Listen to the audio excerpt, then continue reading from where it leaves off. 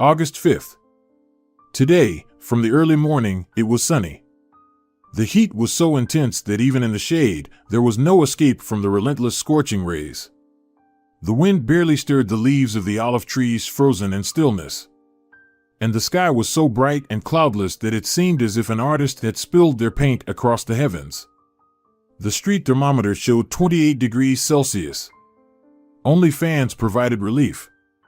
On the street, with a small number of houses, lived 3 families and a lonely old man named Oscar Moreno. Diaz. It struck 9, and in one of the houses on this street, the whole family had gathered at the table half an hour ago. It consisted of 3 people. The family members were having breakfast and enjoying their day off. Their surname was Diaz. The husband and wife were discussing what they could give their neighbor, Benjamin Navarro. After all, tomorrow was supposed to be his birthday. So, a party was planned, to which everyone was invited except for the old man, Oscar Moreno. "Well, what do you suggest we give Benjamin?" asked Martina Diaz, pouring freshly brewed coffee into her cup and then into her husband's cup. "Well, perhaps some good tech," replied Castor Diaz. "Tech? Yes.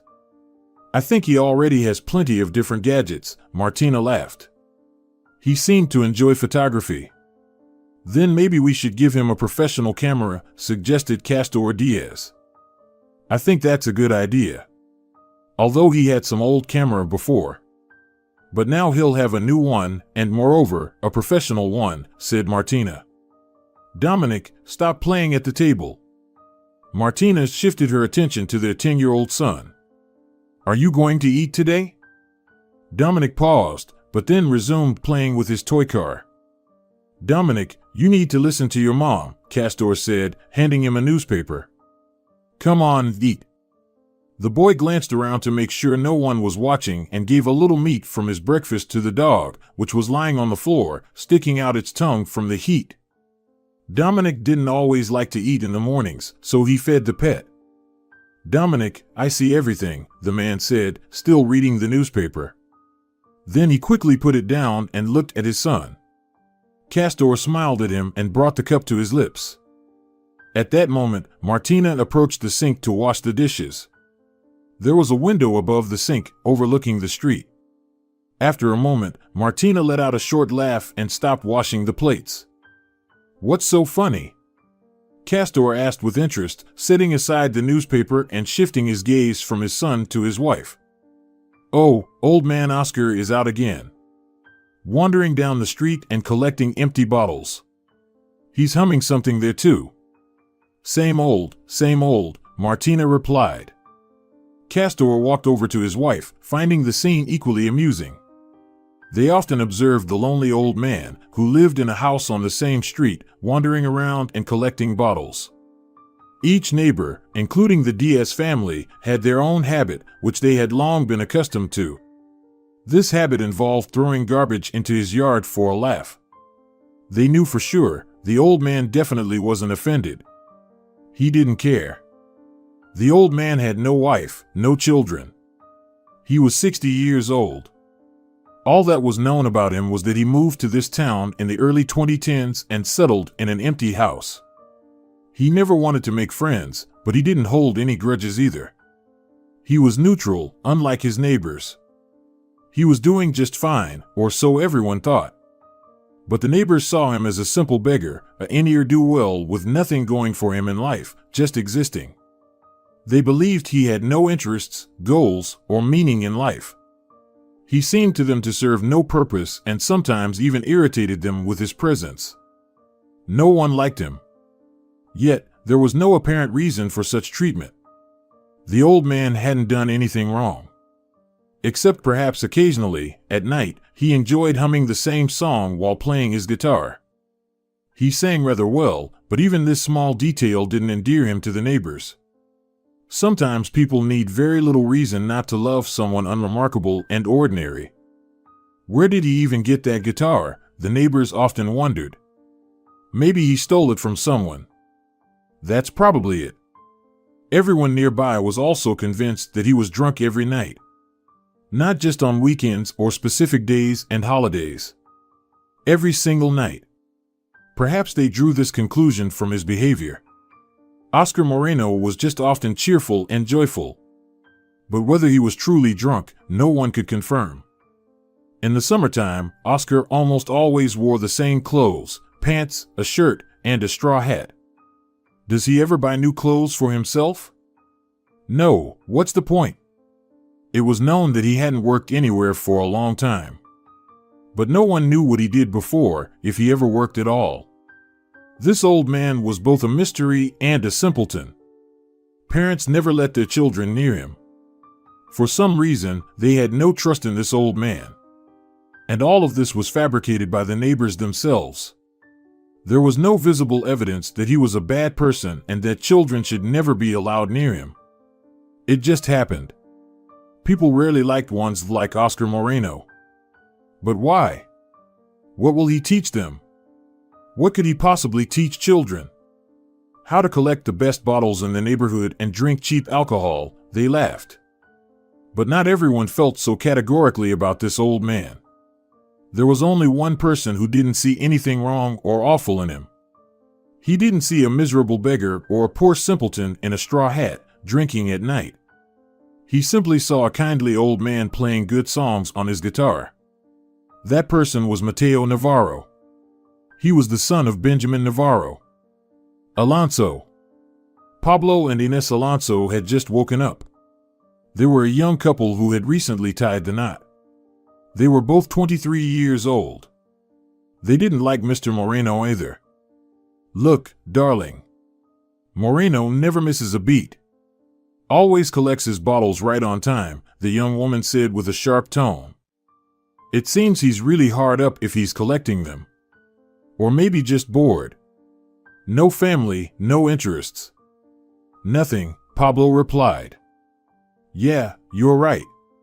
By the way, what should we get Benjamin as a gift? I don't know. Let's stop by the hardware store today and see if we find anything there. Sure, let's do that, Inés said and kissed Pablo. Navarro. August 6th. In the Navarro household, which was the closest to the home of the solitary old man named Oscar Moreno, today was a long-awaited celebration, Benjamin Navarro's 40th birthday. 3 members of the Navarro family, along with the arriving guests, were already fully immersed in celebrating the birthday. The air was filled with an atmosphere of merriment, joy, and leisure. The guests were in high spirits.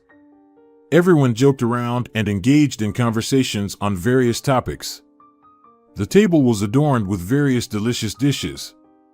There were tacos, enchiladas, churros, pumpkin empanadas sapapillas, and chicken burritos. Alcohol-wise, there were tequila, mezcal, and beer. And for the children, there was watermelon juice and champorado. As it was said, Benjamin had a 10-year-old son named Mateo and a wife named Ursula. Besides the invited guests, neighbors also came to the celebration. Martina and Castor with their child Dominic. The young couple, Pablo and Inés Alonso. An hour had passed since the beginning of the celebration. Nothing special happened until one moment. Well, my dear friends, I'm glad everyone could come and join me for the celebration. I really appreciate it. Let's have a toast, Benjamin said, raising his glass. Hurrah, everyone cheered. And I'm really impressed with your gifts, Benjamin said with a slightly tipsy voice. Honestly, I don't know which one is better. Each one is better than the last. Everyone laughed. By the way, who lives in the neighboring house? One of Benjamin's work friends asked. Oh, it doesn't matter, Ursula waved cheerfully. A beggar and a drunkard, Inés said with a laugh, hugging Pablo. Is that true? Of course. Yesterday he probably collected a record number of bottles, Martina said. Because he was clanging them all morning. As usual. He's probably already selling them, Castor chuckled. He wasn't around today. Surprisingly. If he's not visible now, we'll hear him at night. He'll start strumming his guitar again, Benjamin said. Sometimes it's unbearable. But I think he sings and plays great. Everyone immediately fell silent. The guests looked at the one who spoke those words. "What?" Benjamin asked. His face showed slight astonishment. "He sings great," Mateo repeated, his voice less confident now. "Isn't that right?" "Okay, son, go play with Dominic outside for a bit," Ursula said, seeing Benjamin's expression. It wouldn't be accurate to say Benjamin became overly angry when he drank alcohol. But it wouldn't be right to say he was pleased when things were said with which he disagreed. He never hit his wife or child, but he could start a scandal to prove his point. Mateo didn't wait long and went outside with Dominic, who was already standing at the door. "Benjamin, calm down," Ursula said quietly, with a forced smile on her face, as the children left.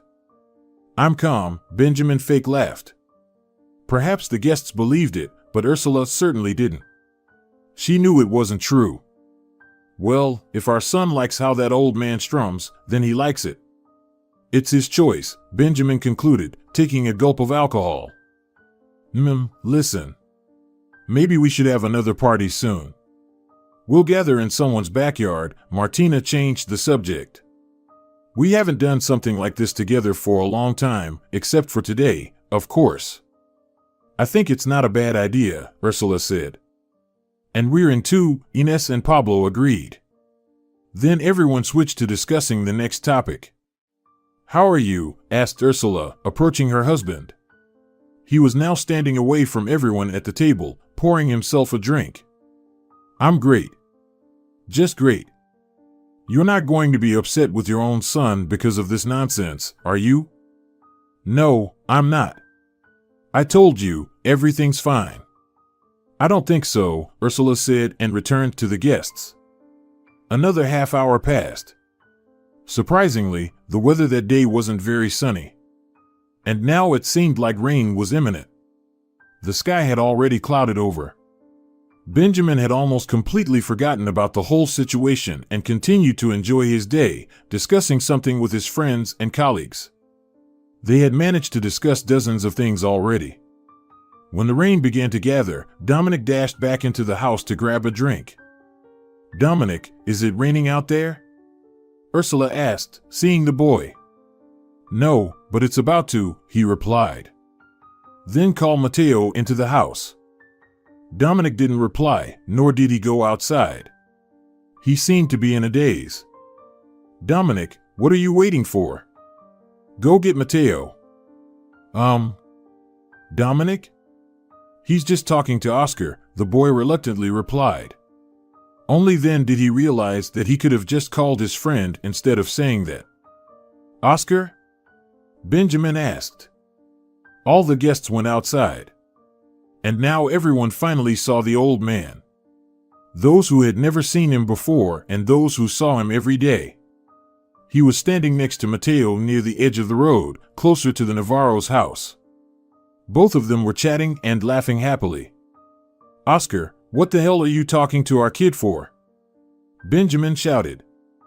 "Dad, he didn't do anything," Mateo said, turning quickly to face his father with a frightened voice. "Mateo, you don't understand much yet. Please go inside," the father said, clearly agitated. "But, Mateo, go inside. And take Dominic with you." Mateo's face immediately fell. He took the kite that had been in Oscar's hands before. When the boys disappeared behind the door, Benjamin spoke again, turning to the old man and forcing a smile. His hands were by his sides, a stance that usually indicated dissatisfaction. Then he lit a cigarette and exhaled smoke in Oscar's face. "We seem to have told you not to approach or talk to our son, Oscar," Benjamin said slowly. His tone indicated as if he was talking to someone deranged. "Benjamin," Ursula said quietly. "Wait. Mateo just asked for help with untangling the kite." "I barely spoke to him," Oscar calmly replied. "Is that so? Then you should have just ignored him altogether," Benjamin said. "Understand us correctly. We don't approve of you approaching our children at all.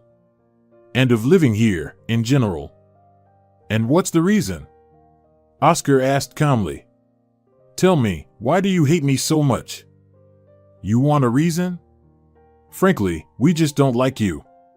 You wander around here with your bottles, jingling them. You drink every day. I don't drink, Oscar said, adjusting his hat, in the same calm voice. But that's not how it seems to us. Anyway, I think you understand, and there's no need to explain further, Benjamin said. Have a good day, the man forced a smile again. Everyone returned back to the house. Oscar stood by the road in the same spot for some time. His expression was sorrowful. Then it turned indifferent altogether. Oscar didn't care that the rain had started a while ago. He was preoccupied with something else. August 7th, 12:30 a.m. The guests had left just after midnight. But when only the residents of the houses on this street remained, they gathered again. They gathered and threw their trash into the old man's yard. Mateo observed this scene vividly from his window on the second floor. He could never understand why everyone constantly dumped garbage in the yard of this old man. What had he done? He seemed like a good and kind person. What was wrong? If his parents allowed, he would have liked to spend time with him instead. But it was not meant to be. August 9th. On Benjamin's birthday, all the families agreed to meet at someone's backyard. It was decided to have a mini-party at Castor and Martina's. Until the 9th, everyone continued to throw garbage into Oscar's yard. Surprisingly, it was always clean there. They constantly littered his yard, and he constantly cleaned it himself. The old man never asked why the neighbors behaved like that. Maybe he thought it would be pointless. It's strange, after your birthday, the old man hasn't sung at night even once. And he seems to be seen less often, Castor said. Doesn't it matter to you at all? Benjamin asked. Well, I don't know, maybe I like his songs, Castor said with a serious face, then laughed out loud a second later. Don't scare me like that, Castor. I'm worried about you, Benjamin replied. Well, what can I say? The man continued. Okay. Dominic and Mateo played with the Diaz family dog. Suddenly, Mateo noticed a familiar figure walking down the road. It was him. The universally disliked old man. Oh, here he is. Again, this old man walks here and annoys me, Martina said, adjusting her glasses. She brought a glass of alcohol to her lips. Hey, Oscar, where have you been? We haven't heard your howling for a while, Benjamin shouted immediately. Everyone laughed. Everyone except Mateo. And Dominic didn't pay attention to what was happening at all. Okay, come join us.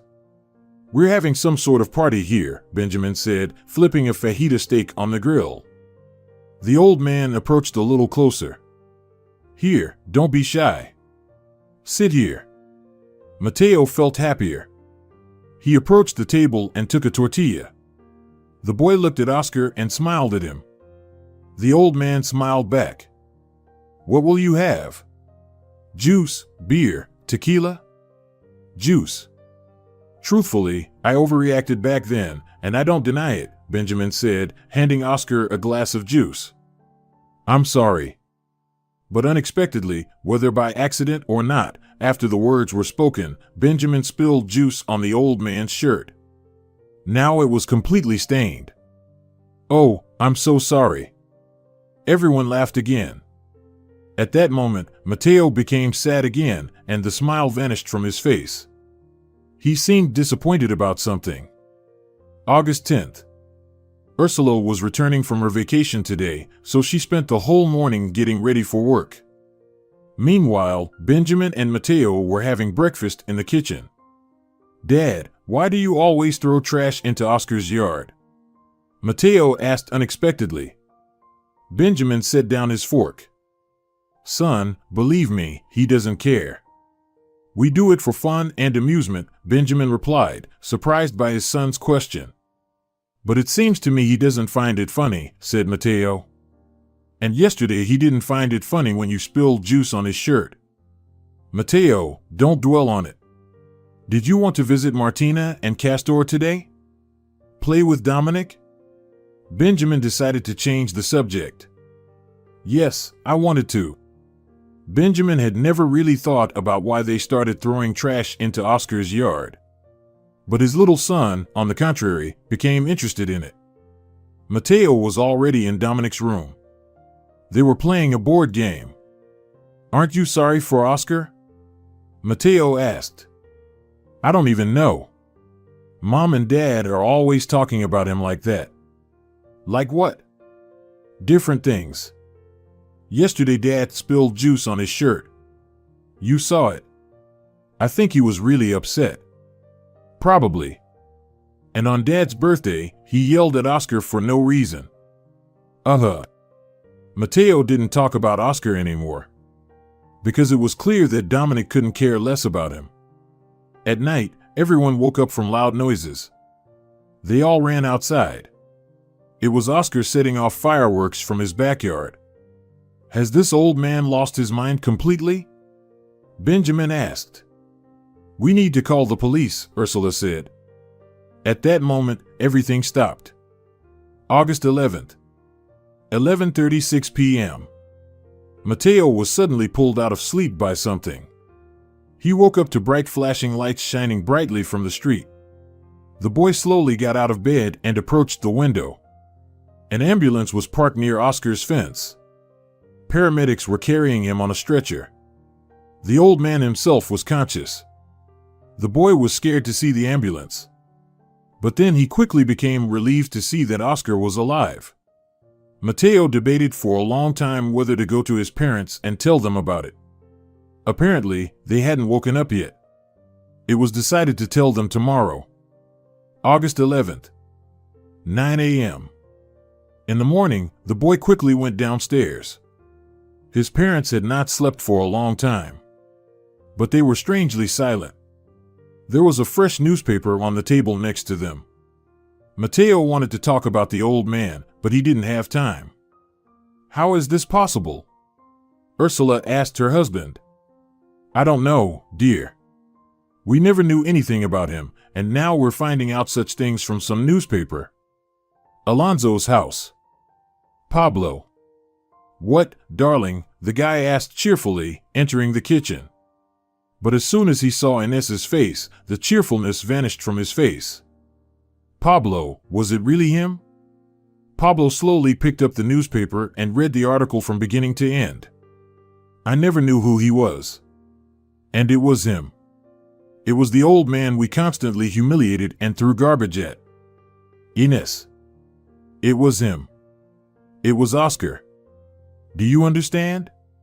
Inez said, tears in her eyes, in a hysterical tone. "Darling. And we were throwing trash into his yard," she repeated over and over again. Pablo embraced the girl tightly. "Diaz's house. We need to gather everyone and go to the hospital immediately," Castor said. When the whole family gathered, he put the newspaper on the table, and the three of them left the house together. Article about the forgotten hero. According to preliminary data, today Oscar Moreno, 60, was brought to the hospital. It turns out that in the past, he was a person of great stature. It is known that many years ago he lost his family in a fire. After that, he did not give up and continued to work in the fire department, saving many people and children. According to newly received information, one of the girls he saved as a child lives nearby. At noon, all the residents of the three houses gathered together. How is any of this even possible? Everything that is written in the article. I just can't believe it. I'm still in shock. Is it really true? Then we're all complete idiots. We need to go to him urgently and ask him to tell us everything. If he even wants to talk to us and doesn't send us away. All three families finally gathered together. With anxiety, they drove to the hospital. Various feelings of worry and immense guilt overwhelmed their minds. They had lived alongside a man who had dedicated almost his entire life to saving other people, yet they had littered his yard with garbage. He had lost his family in a fire, and they had thought he was never needed by anyone. At the hospital, they were told that Oscar had a minor concussion from falling at home but managed to call an ambulance himself. Now, the man was resting peacefully and was due to be discharged. "You can take him if you are his friends," the doctor said. "Yes, of course." Finally, the old man emerged from the ward. He had been the sole topic of conversation for these three families, and now he stood before them. Oscar was greatly bewildered. What are you doing here?" Oscar asked incredulously, already putting on his familiar straw hat. "And you all came together. Are you going to litter here too?"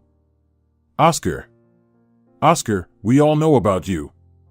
"Well, not all. Just what was written in the newspaper." Oscar paused for a few seconds.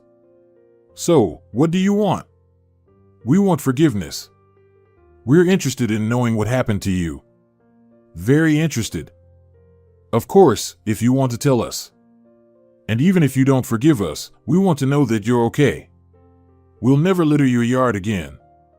We'll always help you with money if necessary. Oscar, please forgive us. Please. We were real jerks and idiots. Please forgive us." Suddenly, from the crowd, Ines approached Oscar. "Oscar, is it true? What's written in the article about saving the little girl? And that she lives next door to you? So, that's me? Well, my dear neighbors, I'll tell you everything, but definitely not here. And it will take an hour, or even 2. Even 10. Do you really forgive us? Are you ready to tell us your personal truth? To reveal yourself after what we've done? I'm not sure yet. We'll see," the old man chuckled. They all headed to their familiar street. Oscar himself suggested they go to his house. "It's so beautiful here," Martina said, looking around. She wasn't the only one who thought so. There were many photos and frames on the sideboard in the living room. They depicted children and a young girl. On the table lay that same guitar. Oscar instructed everyone to sit in comfortable seats. For about 5 minutes, he simply remained silent, as if pondering everything that had happened that morning. Was it even necessary to tell them about his life? Perhaps it was worth it. At least for the purpose of finally making them understand him. To learn the real truth. After 5 minutes of contemplation, Oscar smiled kindly. He looked again at the entire living room where the neighbors had gathered. Their eyes showed sorrow, and it seemed they wanted to repent even more. Sincerely, without mockery or laughter. Then Oscar looked at Mateo. His eyes were the most fervent. It was evident he was in strong anticipation. The man always knew that this boy treated him somehow differently. Not like everyone else. The old man approached the dresser and took one of the frames. It depicted a very beautiful girl. Now, he seemed to care little about how the neighbors had treated him all this time. He just wanted to pour out his soul. "Yesterday I set off fireworks. You must have heard and probably were very displeased. I understand you. But it wasn't just for no reason. I wanted to honor the memory of someone very dear to me. Many years ago, on the 10th of August, I lost my love. My only love and my children. Now everyone felt even more uneasy. Oh, Elisa," Oscar said with pleasure and blissfully closed his eyes for a couple of seconds. He settled more comfortably in the armchair and opened his eyes again. "My muse, lyre, and Aphrodite. The best and most unique dream, which was destined to come true for a very short time in this long fleeting life. It was the best time spent with the bright angel. She seemed to descend from heaven, and after a while, she returned back." Oscar continued dreamily. "I first saw her in the late 1970s, entering the Institute. I don't know how it happened, but I felt momentarily overwhelmed with happiness. Warmth spread through my chest, as if my heart had been illuminated with something bright and sincere. It all happened in the Institute's lobby. In a second, I froze like a pillar. I was mesmerized by her enchanting eyes. They were like 2 dark whirlpools. Beautiful brown eyes, in which I saw the whole world, as I understood later. Elisa stood 6 meters away from me, chatting with another girl. Suddenly, she noticed me, but quickly averted her gaze. And I kept looking. Another second passed, she said goodbye to her interlocutor and looked at me again. Elisa smiled sweetly and went out onto the street. And I kept standing like a pillar, mouth agape. It was only 5 minutes after she left that I came to my senses. I ran out onto the street, but it was too late. She was nowhere to be found. Neither on the porch nor on the road. Now, after that day, all my thoughts were only about the beautiful nymph with chestnut hair and deep brown eyes. And the days went by and on. A day passed, 2, 3, a week, 2 weeks. Unfortunately, I never saw her again. Of course, I began to be constantly saddened by the fact that I simply didn't know her name. I didn't know who she was. I immediately enrolled in that institute. Studies were in full swing, and only she distracted me from my thoughts. And so, a whole month passed like this. I had somewhat come to terms with the thought that I would never see her again. Although she was in that institute on one of the enrollment days, as I later understood, she wasn't studying there. She appeared in my life for a fleeting moment and disappeared just as quickly, never to return. So, a month passed. One day, when my class was over, I decided to go with a friend to a cafe nearby. We sat at a free table and ordered a cup of coffee. Our conversations were mundane, about studies, future work, tasks for tomorrow. My friend was discussing girls from the institute, but I didn't care. Presumably, initially, he thought I was not traditionally oriented, Oscar chuckled. But suddenly, quite by chance, my gaze fell upon the window. And then, fleetingly, I glanced at the person sitting by that window. Then I looked again, just to be sure. And as you may have already guessed, I was greatly stunned.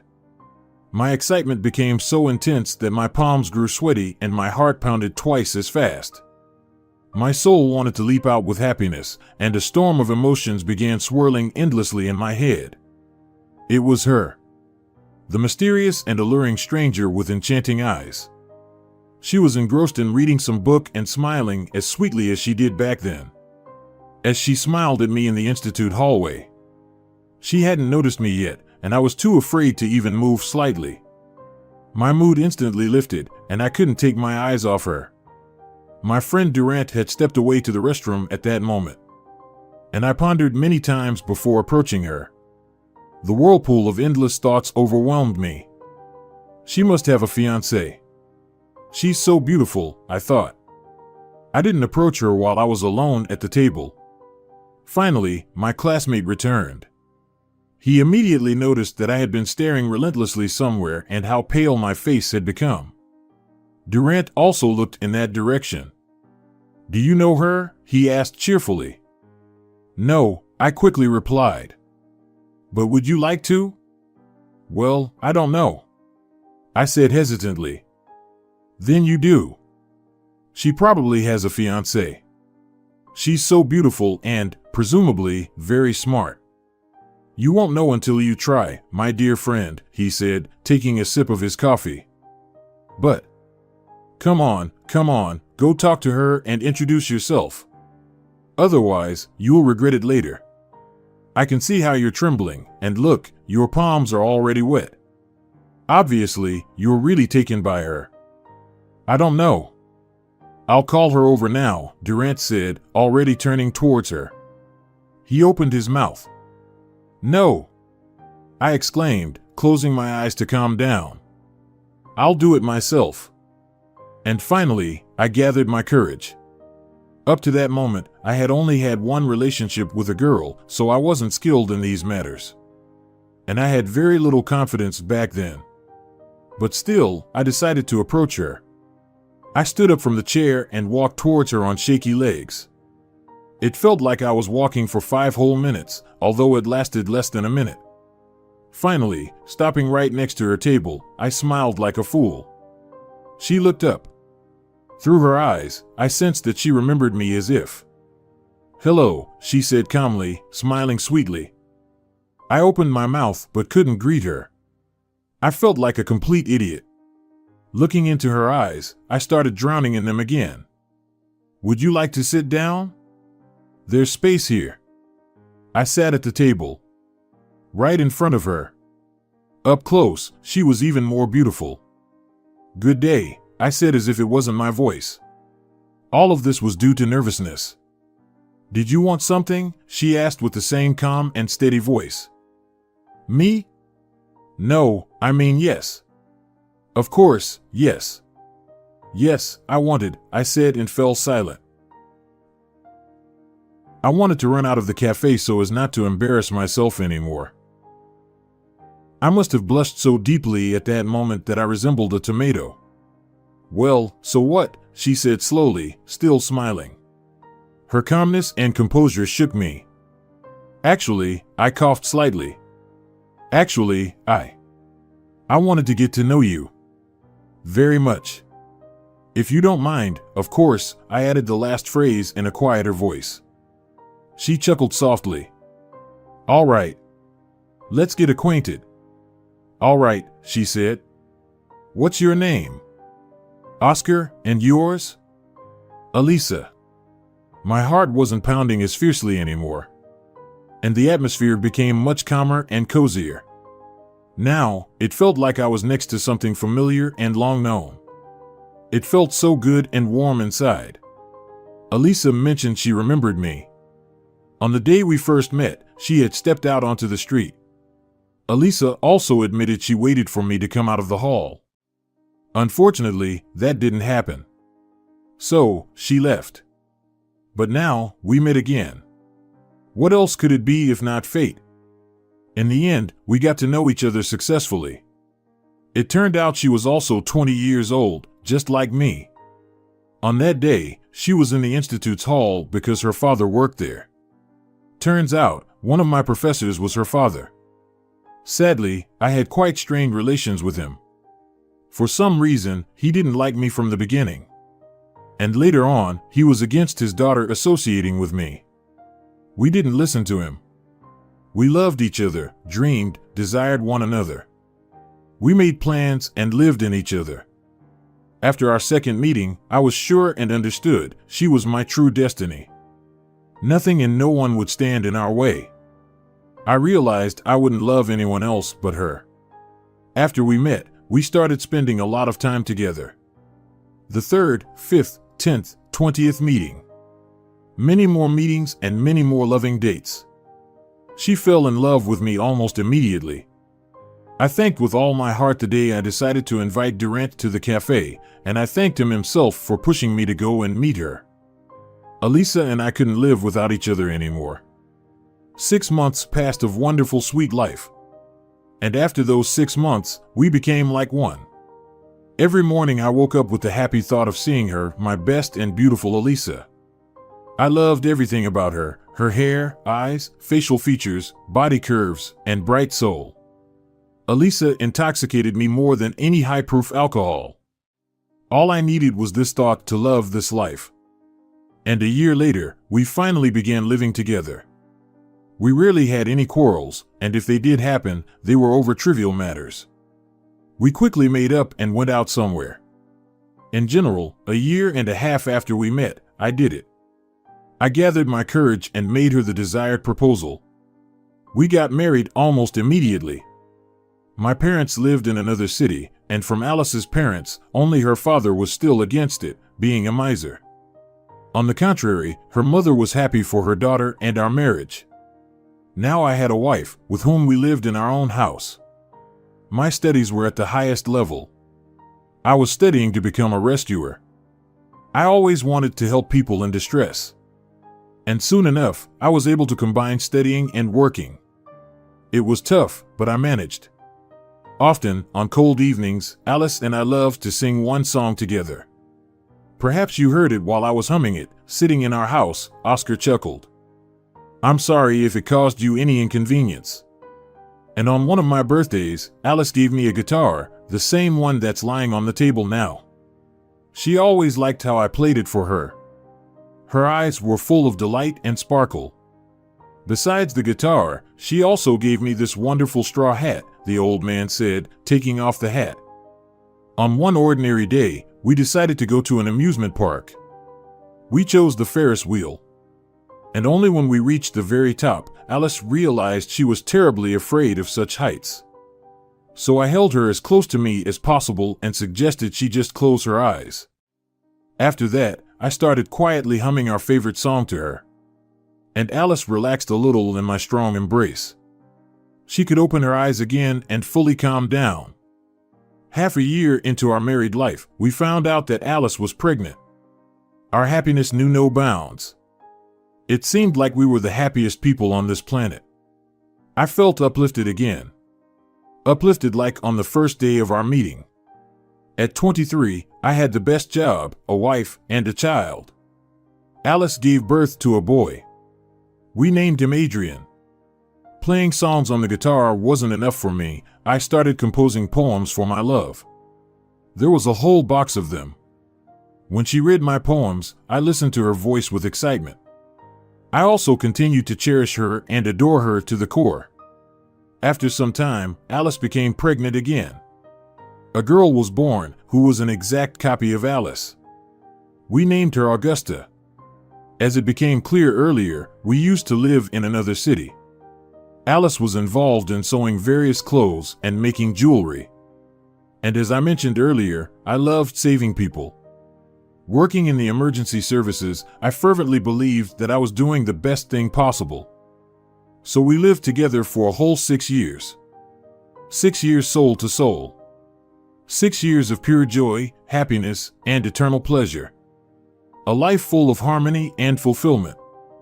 Adrian was already 4 years old, and little Augusta was 3. But one day turned my life upside down forever. It influenced everything. Absolutely everything. It was the most horrible and inevitable event in my life. That day was August 10th. I had a shift at work, and Alice had a day off. The three of them were at home. Unfortunately, at home. Oscar's face became the opposite of what it was. He continued. Then, I returned from work. I didn't have to get close to the house to understand what was happening. Huge clouds of smoke were rising into the air above our house. And the fire was so bright and blazing that it blinded the eyes. The fire truck was already parked nearby. "Where are they?" I shouted. "Who?" the firefighter asked without thinking. "My children and wife?" "They're being rescued," he replied after a few seconds. I wanted to rush into the house. I heard them calling for me. But those cries were already beyond consciousness. I heard and saw nothing. I just wanted to save them. But even that I couldn't do, because the next minute, one of the firefighters carried out 2 bodies. Another firefighter carried out the 3rd body. They were all unconscious. I hurried to them. Now they were lifeless. Medical assistance was attempted on the spot, but it was futile. Now, once joyful and lively faces had turned into silent ones with permanently closed eyes. They no longer spoke or laughed. My children no longer called me daddy, and my wife, her beloved. They were dead. For a long time, I didn't want to acknowledge it. Didn't want to acknowledge that damn fire took their lives. The life of my Alice and the lives of my precious children. The whole house simply burned to the ground. At work, they offered me to take a vacation. To recover and rest properly. But I didn't need rest. If I had gone on vacation, it would have been 100 times worse. And then, it was decided. Decided to find all the strength and move on. To help people like them and not allow them to die like that. I always tried to save as many lives as possible. And I knew Alice would only be happy about that. Happy that I didn't drink myself to death and didn't lose myself.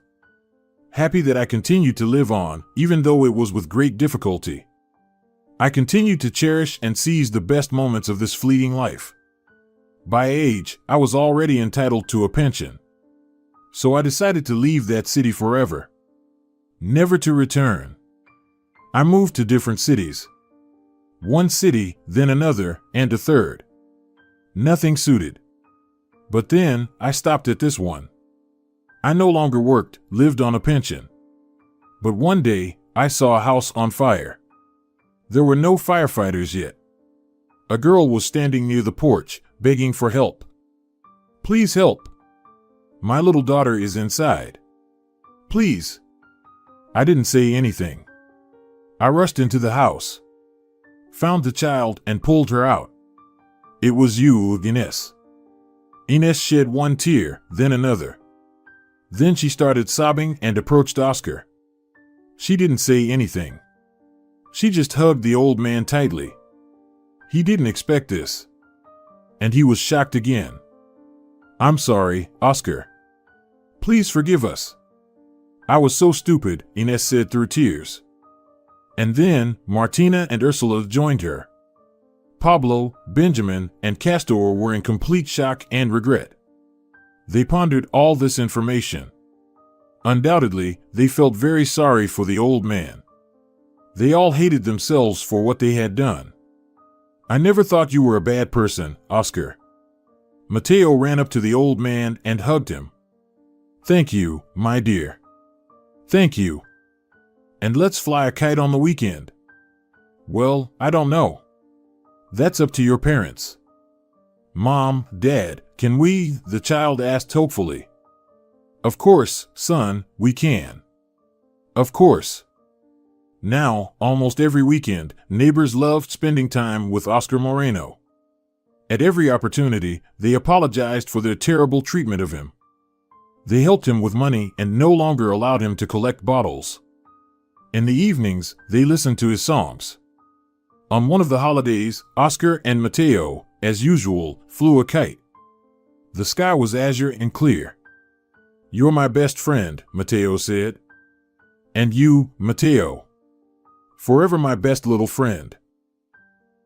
Dear viewers, if you enjoyed the story, please support the video by liking it and leaving a comment. Thank you very much.